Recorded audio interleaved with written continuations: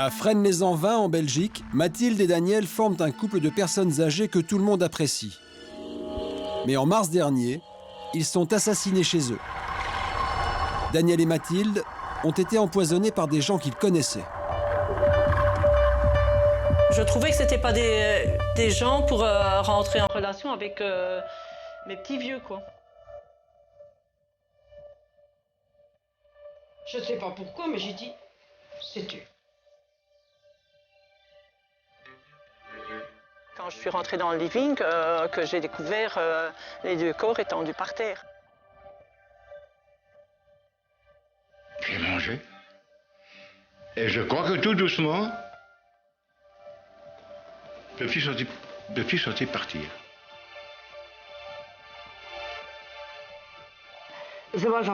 Isabelle serrait tellement fort qu'elle en avait mal aux mains. Elle a un peu relâché la prise. Rosita lui a glissé un « je t'aime ». Mais Isabelle a serré encore plus fort jusqu'à ce que ma fille rende son dernier souffle.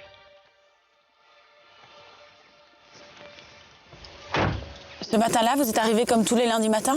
Oui, comme tous les lundis matins. Depuis 5 ans, Janine s'occupe du ménage de Daniel et Mathilde, un couple de retraités. Le lundi 23 mars, elle arrive à 8 h du matin. Mais elle est loin de se douter que dans quelques minutes, elle va découvrir l'horreur. Je garde toujours ma voiture là, et dès que ma voiture est garée, pour quand j'arrive à la porte, il a ouvert la porte, quoi. Et là, tout à fait bizarre, il ne l'ouvrait pas. Et c'est alors que j'ai commencé à toquer à la porte sans réponse. J'ai sonné et après je me suis avancée à la fenêtre et là j'ai vu que les rideaux étaient tirés, ce qui n'était jamais arrivé auparavant, quoi. Daniel avait 73 ans et Mathilde 78. Le couple habitait depuis longtemps dans cette maison isolée. Ils n'ont jamais eu d'enfants, mais à Fresnes-les-Anvins, tout le monde les connaît. Mariés depuis 50 ans, ils s'apprêtaient à fêter leur noce d'or. C'était des gens qui étaient très ouverts, même des dires de certains, même peut-être trop gentils.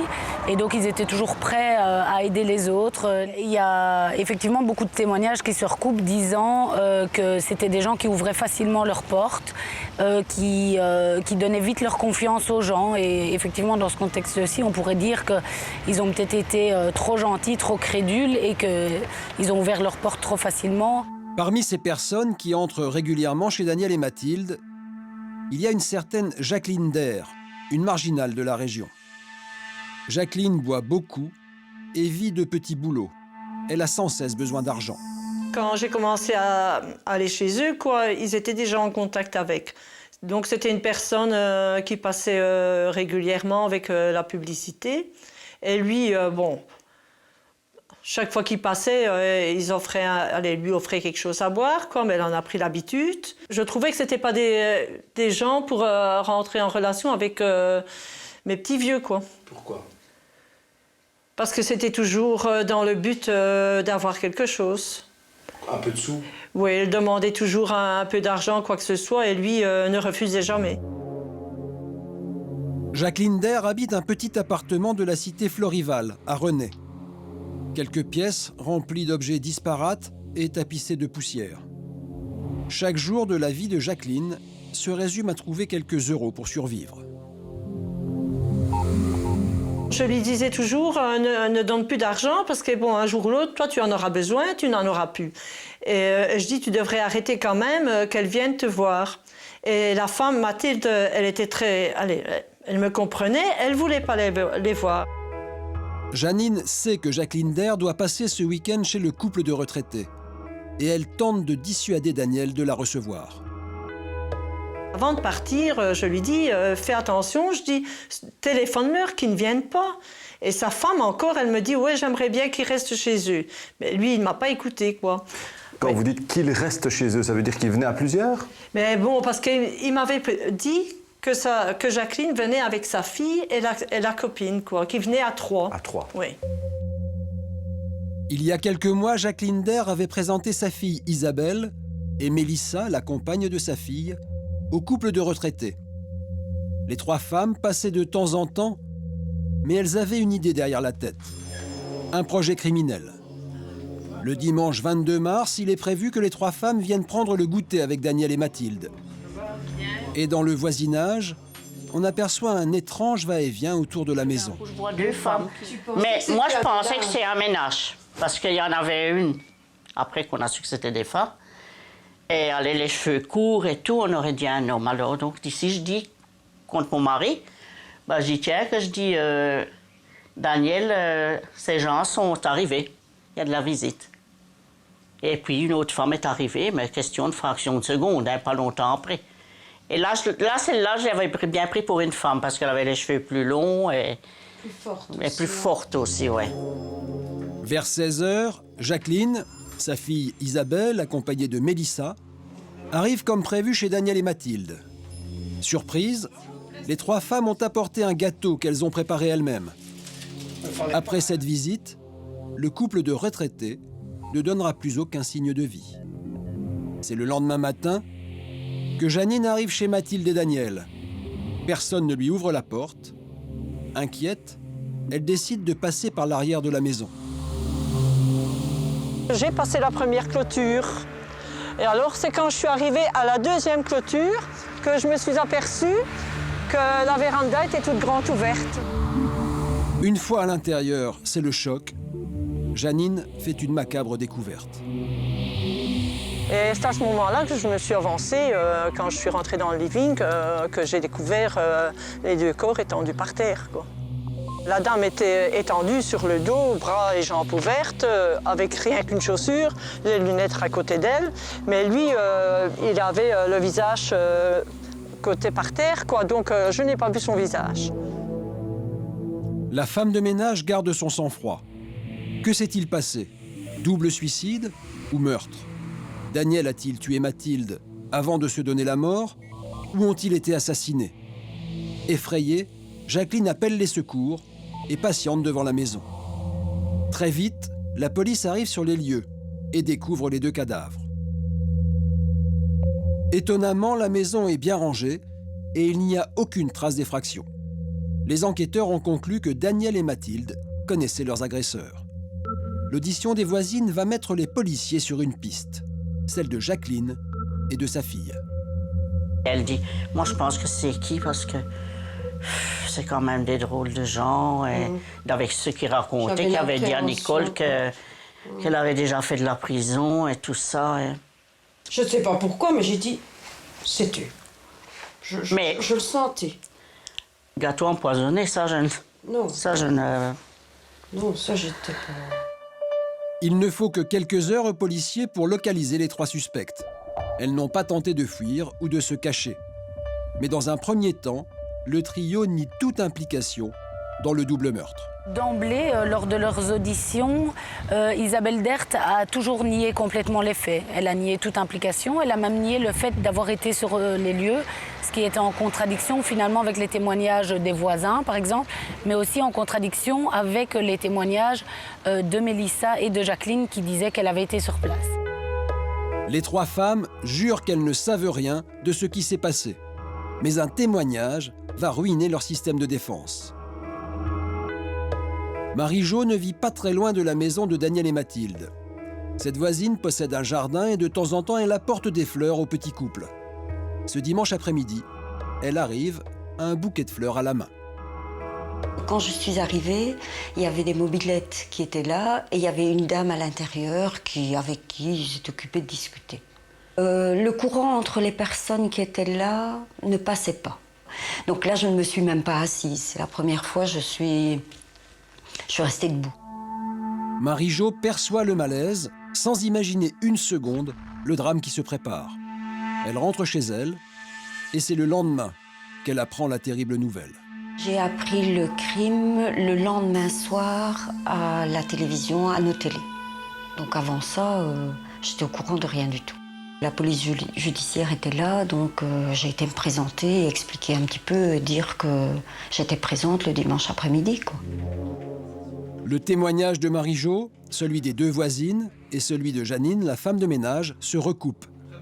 Il n'en faut pas plus pour que la police judiciaire reconstitue le film des événements. Les 3 femmes ont écrit un scénario mortel, comme une recette de cuisine que l'on suit étape par étape. Tout d'abord, il y a le gâteau. Elles le préparent elles-mêmes et y ajoute un ingrédient, des somnifères puissants, réduits en poudre, qu'elle verse sur le gâteau. Qui se méfierait d'une pâtisserie? Une fois arrivés chez Daniel et Mathilde, le café est à table. Il ne reste plus qu'à servir le gâteau. Mais tous n'en mangent pas. Daniel est gourmand, il déguste plusieurs morceaux. Il tombe le premier. Mathilde, elle, mange moins et met du temps à s'endormir. Trop de temps. Les tueuses lui passent un sac sur la tête et l'étranglent. On pouvait voir très manifestement des marques de strangulation. Ce qui était étonnant, c'est de voir l'absence de désordre. Ensuite, elles fouillent les tiroirs et volent les quelques centaines d'euros qu'elles y trouvent. Avant de quitter les lieux du crime, Jacqueline, Isabelle et sa compagne Mélissa rangent la maison et les restes de gâteaux pour tenter de faire croire à un crime de rôdeur. Mais la police retrouve très vite la trace des tueuses au gâteau. La presse sort l'information et on découvre avec stupeur que ces pâtissières de la mort n'en sont pas à leur coup d'essai. Nous sommes dans la Sprinterstraat à René. C'est ici que le petit gang a déjà sévi. Leur victime est un ancien boulanger à la retraite. Âgé de 80 ans, Julien vit seul dans cette petite maison. Julien se disait que ça pourrait être bien d'avoir une aide ménagère. Et donc il s'est dit, pourquoi pas, moi à mon tour, demander un peu d'aide à Jacqueline. Peut-être qu'elle pourrait m'aider à trouver quelqu'un pour m'aider dans mes tâches ménagères. Jacqueline sympathise avec Julien qui aime se sentir moins seul. La femme lui dit qu'elle connaît 2 jeunes filles qui pourront l'aider pour le ménage. Julien se montre intéressé et quelques jours plus tard, Isabelle Dert et Mélissa se présentent à la porte de Julien. Elles arrivent avec un cadeau, une tarte au flan. Un lundi, il y a donc, comment dirais-je, deux jeunes femmes qui viennent. Ah, c'est ici qu'on cherche quelqu'un pour donner un coup de main, un coup de loc. Ah, j'ai dit oui. On fait ça pour toutes les personnes d'âge qu'on connaît. Bon.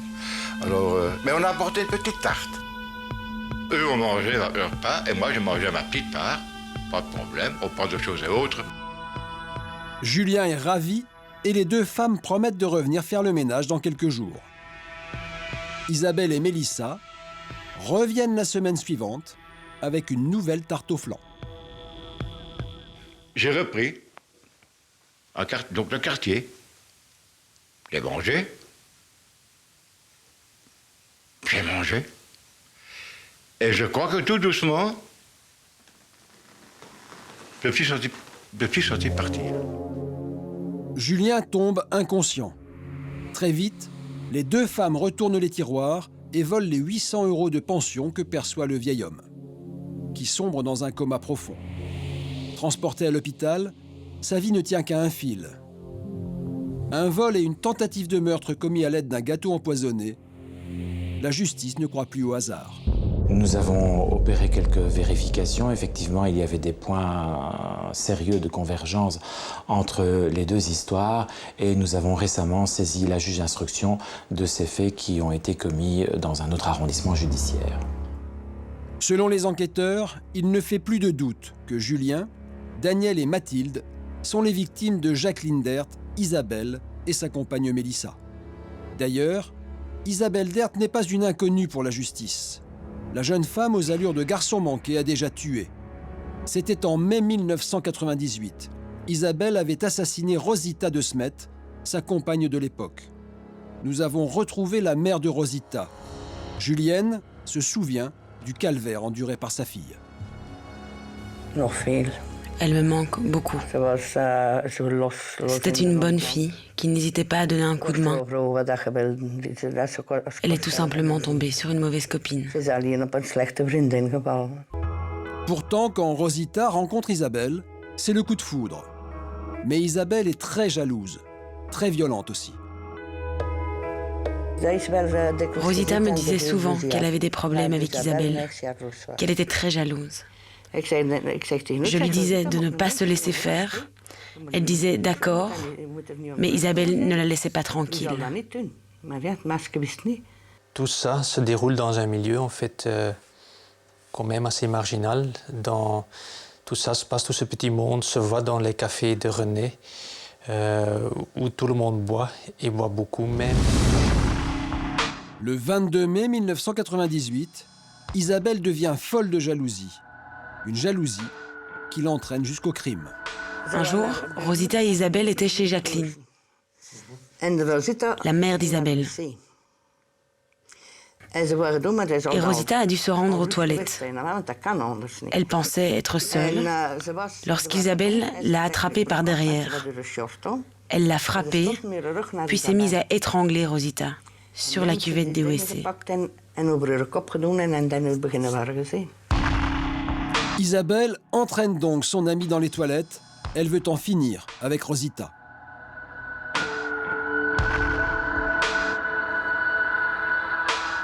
Isabelle serrait tellement fort qu'elle en avait mal aux mains.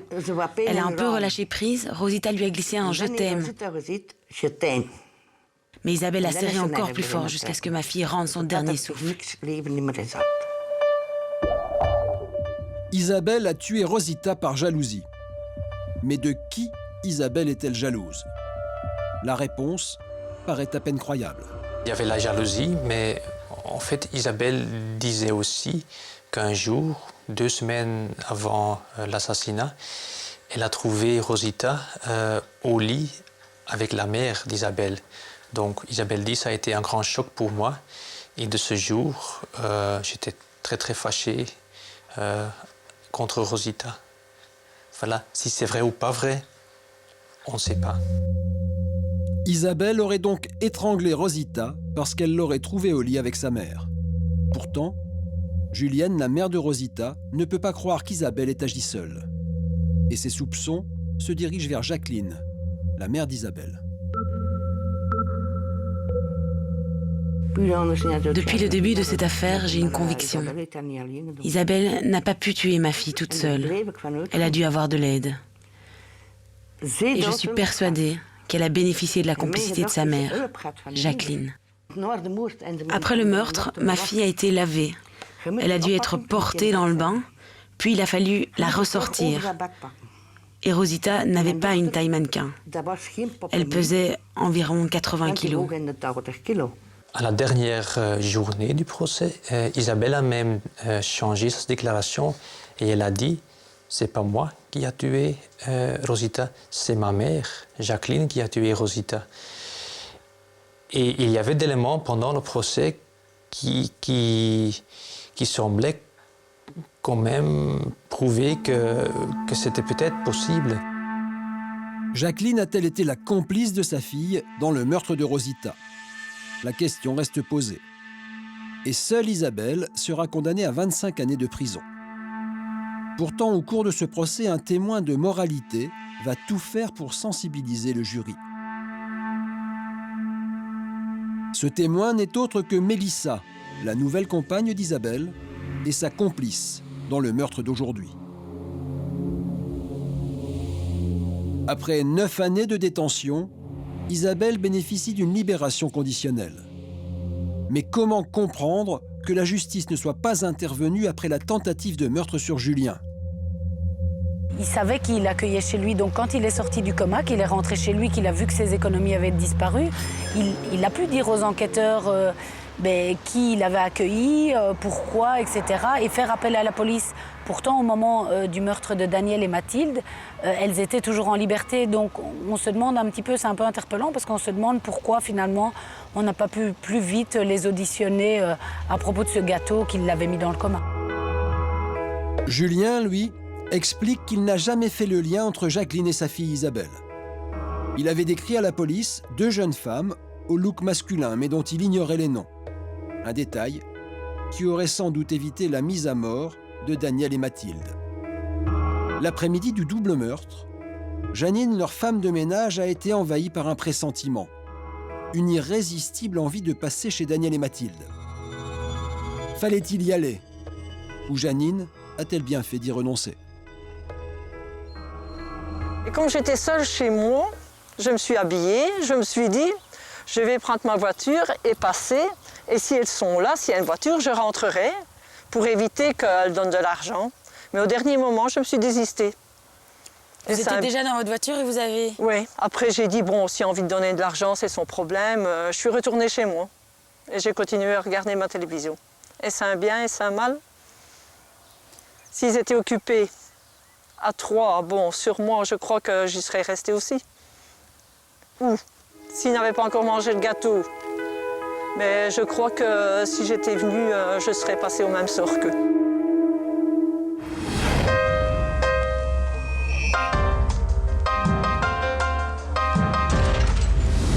Gare de Pierrefitte-Stein, en Seine-Saint-Denis. La brigade des réseaux ferrés de la préfecture de police et la compagnie de sécurisation, venue de Paris, préparent une opération de bouclage. Pendant 2 heures, 40 policiers vont quadriller le périmètre et procéder à des contrôles d'identité. Ils agissent sur réquisition du procureur de Bobigny, ce qui leur donne le droit de contrôler à l'extérieur, mais aussi à l'intérieur de la gare. Vous rapprochez, vous mettez sur le côté et vous procédez à votre palpation tranquillement. Et je veux un périmètre de sécurité obligatoire sur chaque contrôle d'identité qui se fait. Reçu. Cette gare n'a pas été choisie par hasard. Placée sur la ligne D du RER, elle fait partie des stations de banlieue dites sensibles, où des plaintes enregistrées pour vol avec violence et avec armes sont fréquentes. La police multiplie donc ses opérations de contrôle d'identité. À Pierrefitte, c'est la 2e en 2 mois. On essaye d'axer nos opérations sur les individus plutôt jeunes, parce qu'on a connu ces derniers mois des affrontements entre bandes qui opposaient des individus jeunes, parfois mineurs, détenteurs d'armes. Mais je dirais que le but essentiel, c'est de dissuader les gens et de montrer à la population que, voilà, que la police nationale est présente. À chaque descente de train, les policiers sont aux aguets. Ils repèrent très vite 2 individus.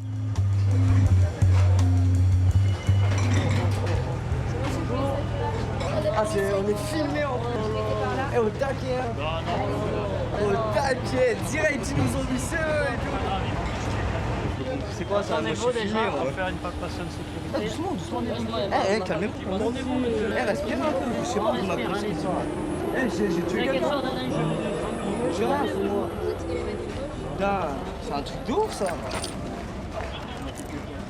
Vous avez une raison de me contrôler? Oui, on a une réquisition. Voilà, on va vous la présenter. Réquisition du procureur. Voilà, monsieur. On va vous la présenter, monsieur, vous avez raison. Vous avez que ça là au poche? Ouais. Pas de type de transport? Ah, de telle heure à telle heure, vous devez contrôler ici. Vous voyez, vous êtes direct. Bah oui, je connais la loi quand même. Voilà. Les 2 jeunes n'ont pas de titre de transport. Ils sont donc en infraction. Vous avez un téléphone portable, monsieur, là? Non, je sais pas. Ça se passe mieux quand on parle gentiment, oui. Non, mais ça, c'est des trucs qui me rendent ouf. Ça, je sais pas pourquoi. Tranquillement du erreur, c'est un contrôle. Et tout, on vous parle gentiment et mon collègue. Ah, vous avez vu comment vous nous avez sauté dessus? Vous avez été hyper respectueux, monsieur. Vous voyez tout le long, vous êtes tutoyé. Vous avez sauté dessus de ouf. Ça va prendre mieux. Vous nous avez vu, ah, c'est bon, c'est eux. Ouais, j'ai l'habitude. En tout cas, au départ, c'est vous qui avez prendre des gifles là, à Gare du Nord, là, dans vos locaux. Là, monsieur, en tout cas, là, ce que j'ai vu, moi, c'était vous qui avez le comportement un peu agressif. Ah, parce qu'on me prend comme ça, moi, j'aime pas. Moi, je coopère, moi, y a pas de souci. Si je coopère pas, je vois bien. Les choses passent mieux, hein. Voyager sans ticket n'est pas du ressort de la police. Les 2 jeunes repartent libres. C'est à la SNCF de régulariser la situation. Du contrôle classique, avec un comportement classique, très agressif au départ, puis quand on discute avec eux, tout va mieux. Donc non, habituel. Des opérations comme celle-ci, la brigade des réseaux ferrés en réalise régulièrement dans les gares de banlieue. En moyenne, ils effectuent plus d'une 30aine de contrôles d'identité en 2 heures. Et parfois, les policiers ont de mauvaises surprises.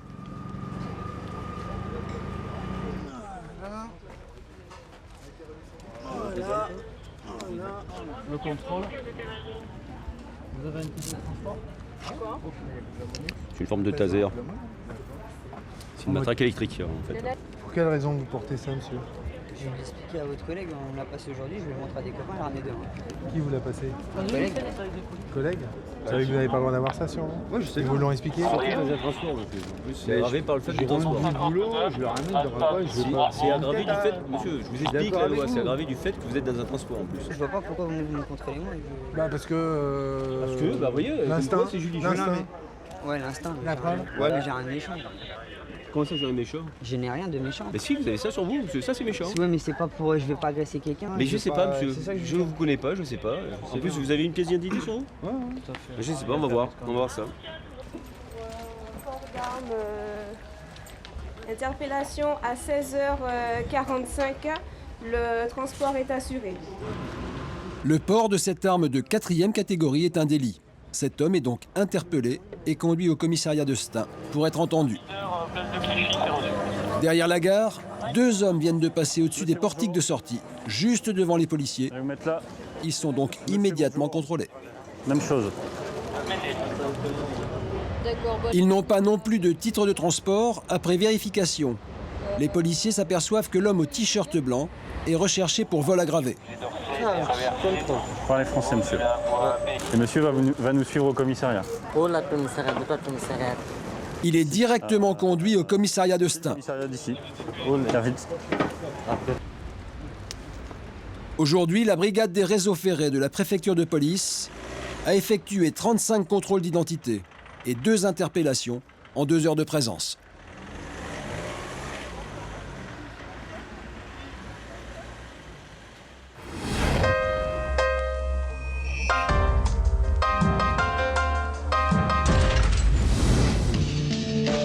Josiane Mazouz est une jeune grand-mère de 58 ans. Aujourd'hui, elle se prépare pour une audience au tribunal. Cela fait presque 5 ans qu'elle se bat pour voir ses petites filles et qu'elle est en conflit avec son propre fils. D'ailleurs, elle conserve les messages qu'il lui laisse sur son répondeur. C'est quoi? C'est vraiment dommage. Tes petites filles, elles te détestent. Elles te détestent. C'est ça que tu comprends pas. Et maintenant, je te dis que tu ne les verras plus jamais. Comment elles peuvent me détester? Elles ne me connaissent pas. Si aujourd'hui, cette grand-mère ne voit plus ses petites filles, c'est parce qu'elle s'est disputée avec son fils et sa belle-fille il y a 5 ans.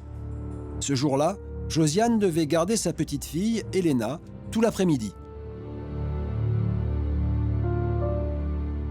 J'ai poireauté pendant 4 heures pour voir ma petite fille parce que je partais et qu'au bout de 4 heures, on vient me dire par téléphone que non, je ne verrai pas la petite ce soir parce que maintenant c'est 5h30, c'est 17h30, il fait trop tard, c'était l'hiver, je ne verrai pas ma petite fille. Alors évidemment, j'ai pris le téléphone et je les ai traités de tous les noms, tous les 2, mon fils et sa femme. Et à partir de là, ça a été le conflit.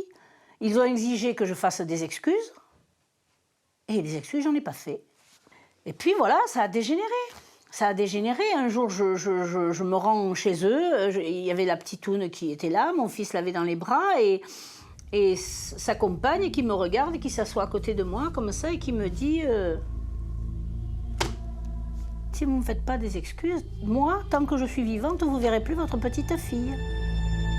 Et depuis, Josiane ne voit presque plus sa petite fille, âgée aujourd'hui de 7 ans. Si on lui fait un chantage en disant ta grand-mère est méchante, parce que c'est ce qu'on lui dit aussi. Hein. Alors c'est évident que ma petite fille, elle n'a pas trop envie de la voir, la grand-mère. Si on va lui dire qu'elle est méchante, qu'elle veut envoyer son papa en prison, parce qu'on lui a dit ça, on lui a dit qu'elle voulait envoyer son papa en prison. Parce que j'ai mené mon fils en correctionnel, mais je suis obligée à un moment donné. Personne ne prend la décision de vouloir arrêter une idiotie pareille.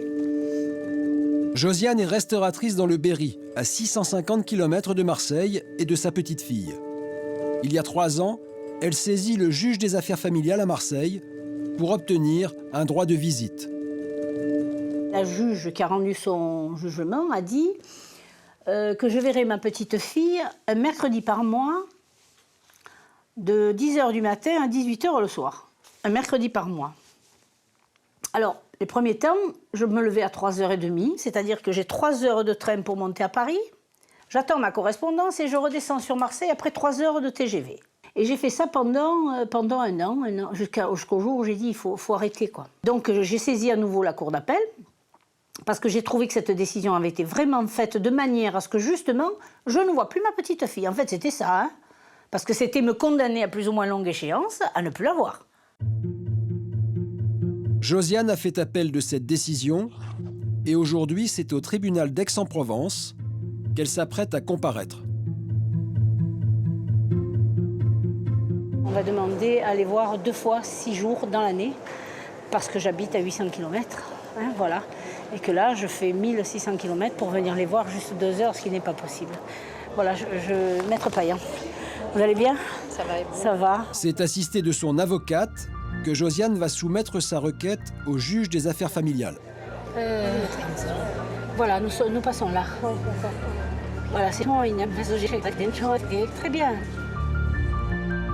Il est 14h30, Josiane entre dans la salle d'audience, c'est un huis clos. Même sa sœur ne peut pas l'accompagner.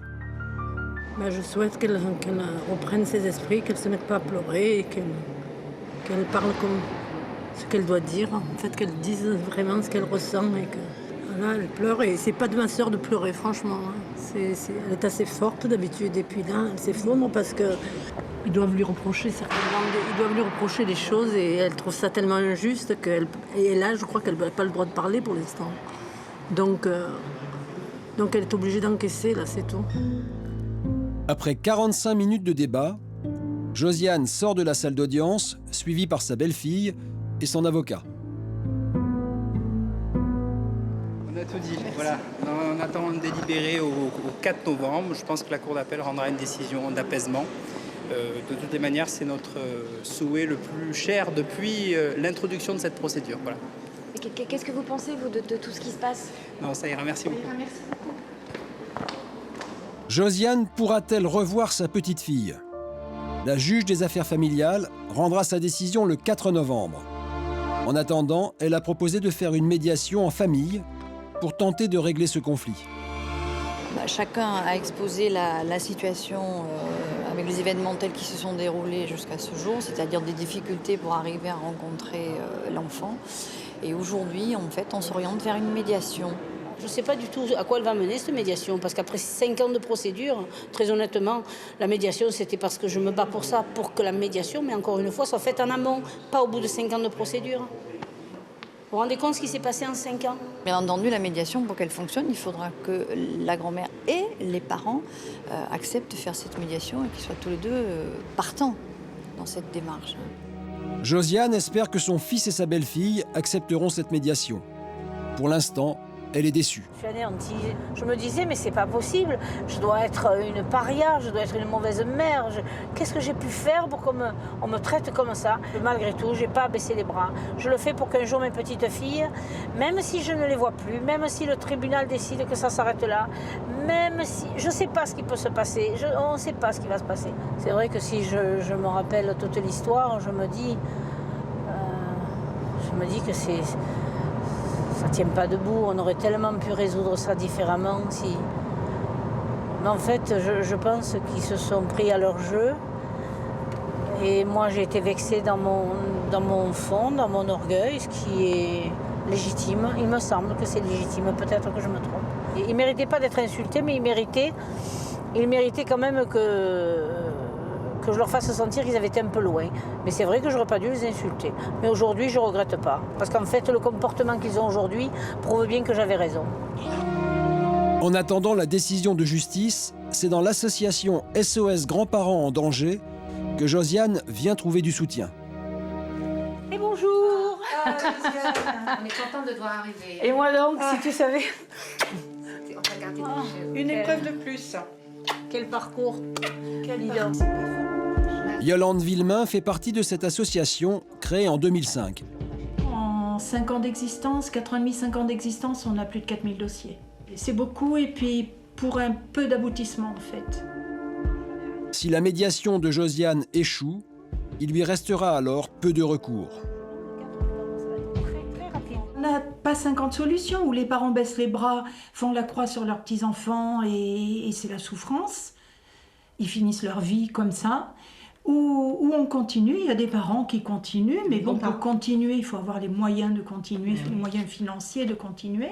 Tu continues ou tu baisses les bras? Non, je continue. Voilà. La seule chose qu'on puisse Josiane faire... va faire des parties des parents qui vont vouloir continuer. Josiane attend avec angoisse la décision de la justice. On ampute nos enfants de leur lignée, de leur héritage, voilà, de leur histoire.